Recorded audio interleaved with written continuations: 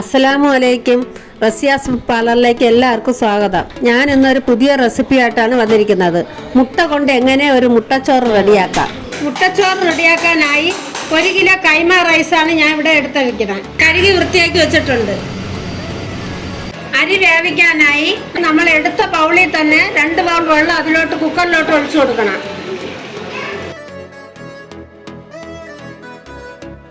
അതിനാവശ്യമായ ഉപ്പ് കൂടെ ചേർത്ത് കൊടുക്കണം.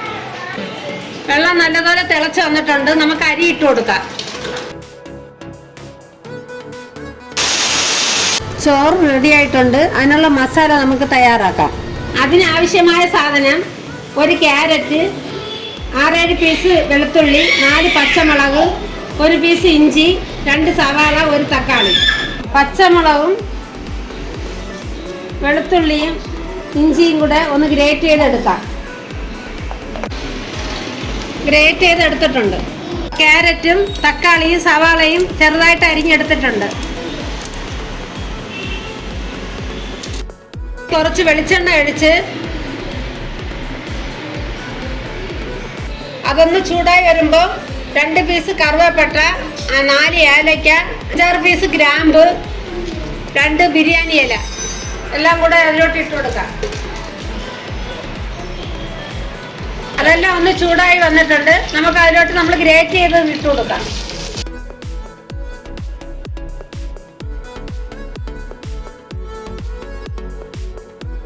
ഈ പച്ചമുളകും വെളുത്തുള്ളിയും എല്ലാം നല്ലപോലെ മൂത്ത് വന്നിട്ടുണ്ട്.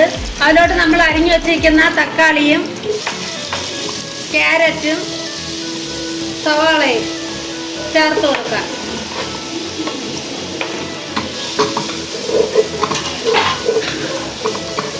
എല്ലാം ഒന്ന് നല്ലതുപോലെ വഴറ്റിയെടുക്കണം. നല്ലതുപോലെ വഴന്നു വന്നിട്ടുണ്ട്.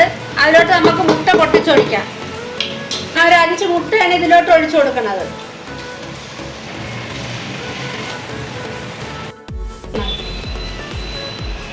മുട്ട എല്ലാം ഒന്ന് ചെറുതാക്കി ഇളക്കി കൊടുക്കാം.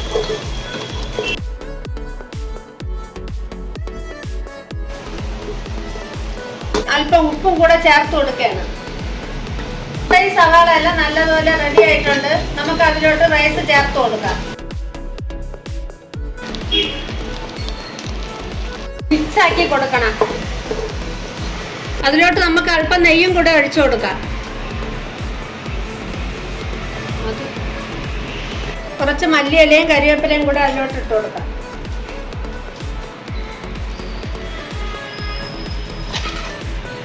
അങ്ങനെ നമ്മുടെ മുട്ട റൈസ് റെഡി ആയിട്ടുണ്ട്. ഇതിന് കറിയൊന്നും ആവശ്യമില്ല. നല്ല ടേസ്റ്റാണ്. നിങ്ങളൊന്ന് ട്രൈ ചെയ്ത് നോക്കണം. ഇഷ്ടപ്പെട്ടുവെങ്കിൽ ലൈക്ക് ചെയ്ത് സബ്സ്ക്രൈബ് ചെയ്ത് എന്നെ തീർച്ചയായിട്ടും സപ്പോർട്ട് ചെയ്യണം. നല്ല ടേസ്റ്റാണ്. ഒരു കറിയുടെ ആവശ്യം ഇതിനില്ല.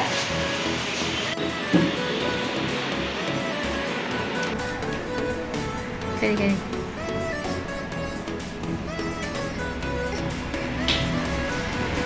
നല്ല ടേസ്റ്റാണ്.